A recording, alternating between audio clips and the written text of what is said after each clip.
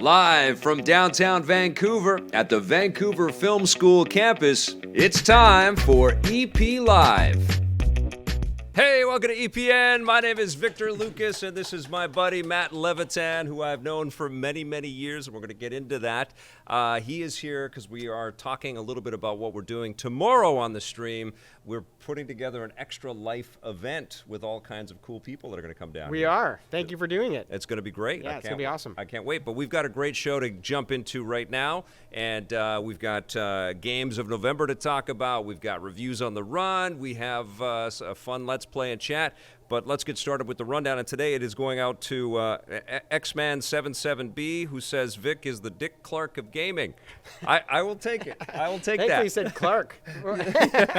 Yeah, he added the extra word. Thank you. That was great seeing you, Matt. Exit stage left. Yeah, no, that was... Thankfully, he added Clark. I love it. Already earning his paycheck right here. This is nice. He's insulting me minutes before as we started. I love it. It's amazing. Okay, this is going out to X-Man77B. Let's get started with your rundown.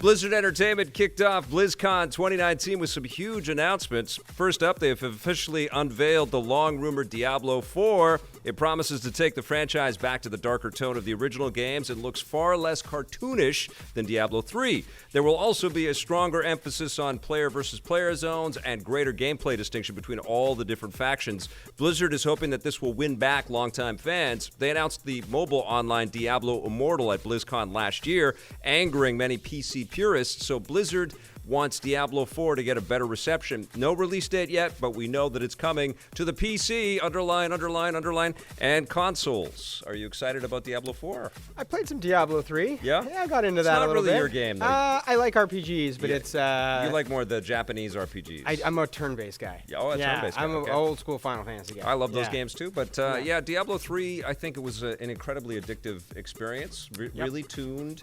I think, purposefully accessible. They really wanted to kind of bring as many people in as they could, which they learned, I think, from World of Warcraft, even though it had some darker overtones. But I think there were a lot of detractors, and I think more than anything, they learned a ton on Diablo 3. That's why they're chasing this mobile market. Could you believe I was about to bring up the mobile game. Yeah. I was about to say that. Is that too taboo? Can I No, discuss of course, that? no. Yeah, I think it threw a lot of people for a loop. That was not what they were looking for. But they've had a bad year.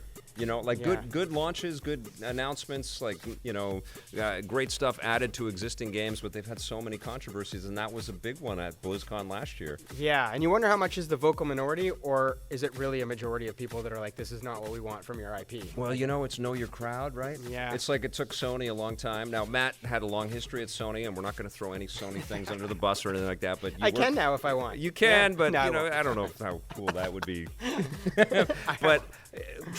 truth be told, both Nintendo, remember in Peter Main era and the Sony era for a long time at E3s and press conferences, it was all about numbers, and we got this install base and it's huge, we're making so much money, and after a while, this sort of enthusiast crowd that covered all this stuff, their eyes would glaze over, and we talk about that at every E3, and so finally, Nintendo started to do the directs, and Sony started to do these shows, cinematic experiences. Yes, and Microsoft picked up some of the learnings there too, and I think this is what happens. The game companies come out, they try to innovate and try to sort of reveal some information, and then they learn, and then they revert or they adapt. And at the end of the day, I think the customer has the loudest voice, and I think that's what's great, right? Know your crowd. Absolutely, and I think they're going to tell you. They're certainly not try this industry to tell you what they like and don't like, and listen, pay attention. And I think that's really was the whole impetus in terms of how we launched PS4 is hey, let's listen to the crowd. Let's give them what they want. Yes, 100%. And, I think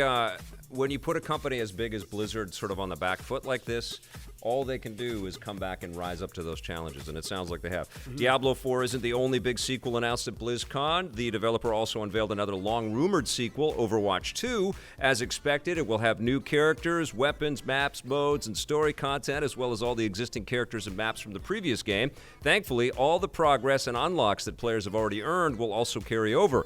Blizzard hasn't said how many new characters are being added, but they have said that there will be more character progression, giving players the ability to level up and customized. Overwatch 2 will deploy next year. Are you an Overwatch fan? My older son is. Okay. Yeah, he's really a competitive shooter guy. Yep. I'm a story-based shooter guy. I like my Bioshocks and my Resistances and things like that. I'm not sure that's how you say that in plural, but yeah, he'll dive into an Overwatch and do PvP all day long, and I need some narrative.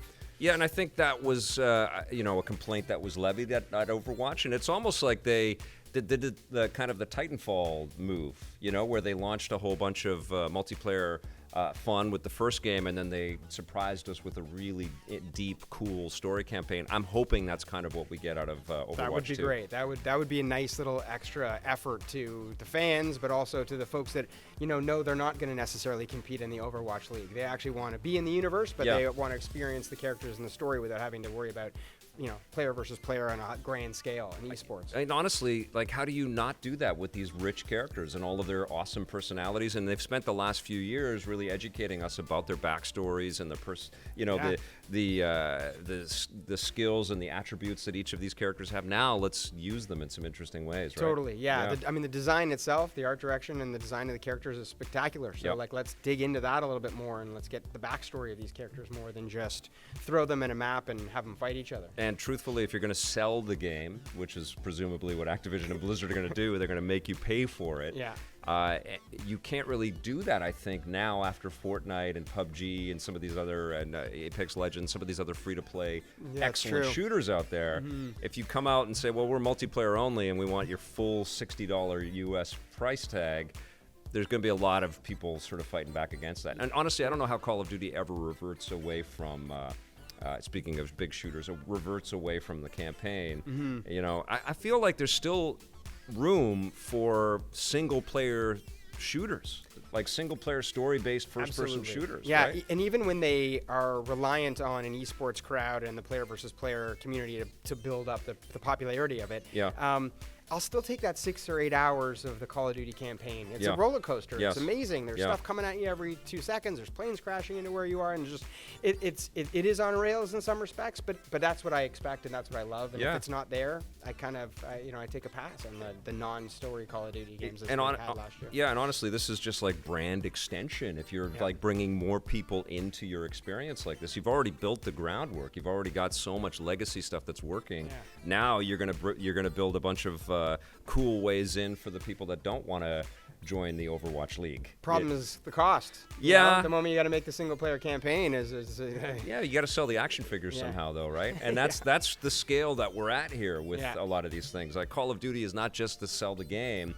Clearly, they make all their money off of the microtransactions and the extended stuff, and Overwatch does that as well. But now these things are toy lines and Lego sets and eventually movies and so you need to kind of fulfill all of the opportunities there, and it's surprising that Overwatch doesn't have a mobile thing yet. That is. I mean, they certainly have figures and there's toys. I mean, you'll go into any toy store and there's an aisle of Overwatch figures and Overwatch Lego. My sons are right down into that, so that that's selling and it's great, and the merchandising part of it will help extend your brand and your characters. And mobile probably is the next iteration. But we talk about that at Sony all the time. Is like, how come we don't have an Uncharted mobile game, or why is there no God of War mobile game? And like, do we just take Nathan Drake and put him on your phone? Because that doesn't sound that good, right? Like we've built this up into being 4K or 1080p or whatever franchise build was in whatever generation, but the moment you put it on your phone, it seemed to lack the luster. So you start getting card-based games and other genres that are built around the same IP but not the same experience, right? So it's an extension, but it's not Uncharted on your phone. Yeah, I wonder how much or how soon things will change, as these little things that we carry in our pockets become more and more powerful. That is very true. Yeah. All right. And there's one more big piece of BlizzCon news to talk about. The venerable MMO World of Warcraft is getting a new expansion called Shadowlands. As the title implies, players will be able to explore the mythical Shadowlands, which in the game's version of the Afterlife, it's in the game's version of the Afterlife, so don't be surprised if you encounter the souls of fallen foes. This is the 8th expansion for WoW since it launched back in 2004, but Blizzard says there's no end in sight. Shadowlands will launch next year. I'm never going to play World of Warcraft again. I'm never going to go back to not it. classic, no, nothing. never, no never expansions. Play. There's And no it's way no to bring you offense back. to Blizzard or any of like. I don't have any time for that. You know, it was an amazing experience. I remember Tommy and I reviewing it when it came out. Like, what the hell? This is huge. I know. It's MMOs so cool. are just the moment you start having kids and jobs and life. It's just how do I get into an or MMO? other games. Or other games. Yes. Yeah. I mean, the year I was big into Final Fantasy 11. Like, Yeah. drug addiction big. Like I played that thing like it was going out of style. Yeah. And I didn't touch another game for 2 years, and Yeah. the backlog just kept growing and growing. And Right. it was, I said, I gotta just delete this thing. That my which hard is, I drive, think, but in the age of YouTubing did I just verb YouTube? YouTubing. YouTubing. Is that? Does anybody ever say YouTubing? Or am I the first? I've never heard that before. It's a weird no, one. I think that you can. YouTubing, and YouTuber. Yes, I think I am a YouTuber, which is crazy. But in twitching, did I verb Twitch? I just did. I verb Twitch. Twitching. Okay, Twitches and I don't know how to say it. Streamers. That's the word I'm looking There you for. go. In the age of streamers, like sticking with one game for 2 years, that actually can turn out to be a career. Yes, that's how Drive me people build. Crazy, but Mm-hmm. people can do that. They can stick with one game. You guys know me. I'm like, hit me up. What's next? What am I going to review? That's the way. If you finish a game, I'm like, wow, he must have really loved it because he got 12 games to review this week. Let's go. All right, well, it looks like Nintendo is finally ready to move on from the 3DS. With Pokemon Sword and Shield landing later this month, Nintendo plans to migrate more big franchises away from the aging 3DS and onto the newer Switch and Switch Lite. That's according to Nintendo president Shuntaro Furukawa, who tells the Wall Street Journal that they're currently working on new Switch games and franchises that are traditionally associated with the 3DS and previous handheld platforms. Although he didn't name which franchises specifically, Nintendo clearly sees the Switch Lite as their next-gen replacement for the 3DS, which was released back in 2011 and has more than 75 million units. I mean, I think it's clear that they're thinking of a new day for video games. They're thinking that home and portable can exist on the same device. Sure. Yeah. I'm going to probably have to get a Switch Lite. I have a Switch. Yeah. And we get a lot of use of our Switch and it's amazing games on the Switch. Yeah. And so, I think the Lite is the next step, and we played Let's Go Eevee, so we're a Pokemon family, and we certainly enjoy it.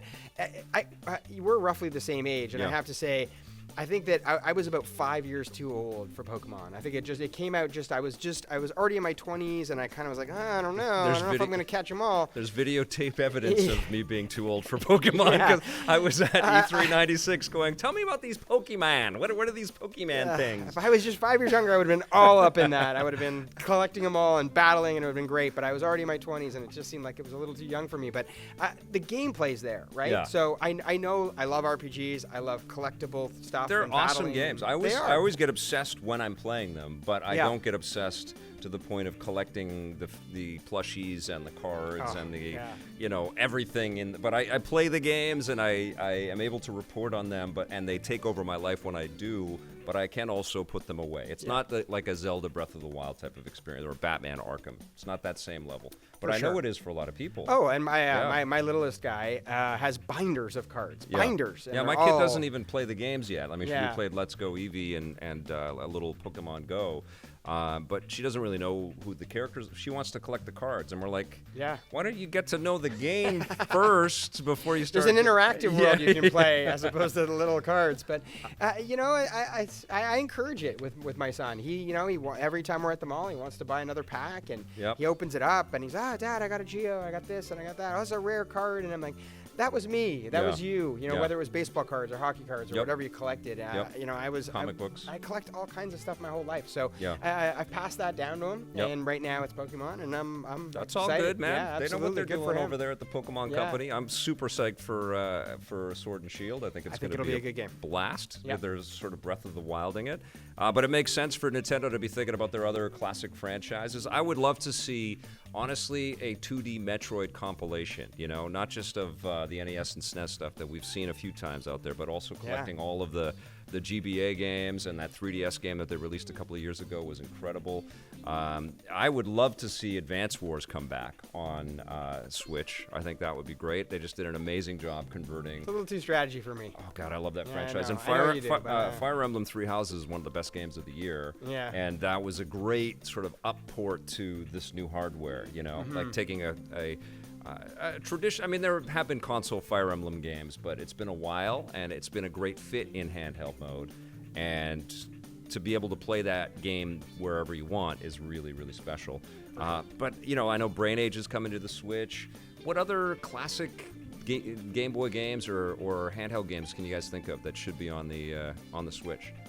I mean, they're hitting a lot of the key franchises that are crossing over both ways. Can we get Golden Sun back? Yeah, I was thinking Remember Golden Sun? Yeah, well, that'd be that was cool. a solid RPG. Nintendo should get the rights for Boktai from from Konami. Yeah. And publish a new Boktai game. That'd be pretty rad, right? Yeah. This is a good sort of subtopic here. You can let us know in the comments below or later in Let's Play and Chat today some of the old classic handheld games that Nintendo should bring to the Switch. They should bring many, many, many games to the Switch. I'll tell you that right now. Every day we're As the installed base grows, I'm sure they're looking at it very coming. carefully. Yeah, yes, today yes. I tweeted that Deus Ex and Dishonored should be on the Switch. Yeah. Because I'm playing Vampire, which I'm going to talk a little bit about later in the show. One last piece of news, and this is just more of a hooray! The new Spider-Man Into the Spider-Verse movie, the sequel, has been announced, and it's coming out in 2021? 2022. Oh, we've got to wait. Yeah. Oh, my God. Yeah, All plenty right, of time. Don't pre-order your tickets yet. Yeah, I'm not too early. Not gonna go lining up, but yes, hooray! We got applause for that. Can't wait for the new Spider-Verse. It's too bad we had what was her name that was on the show?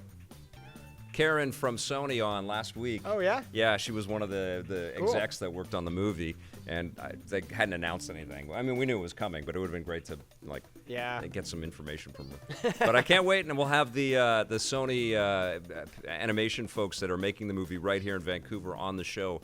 Believe that as soon as we possibly can.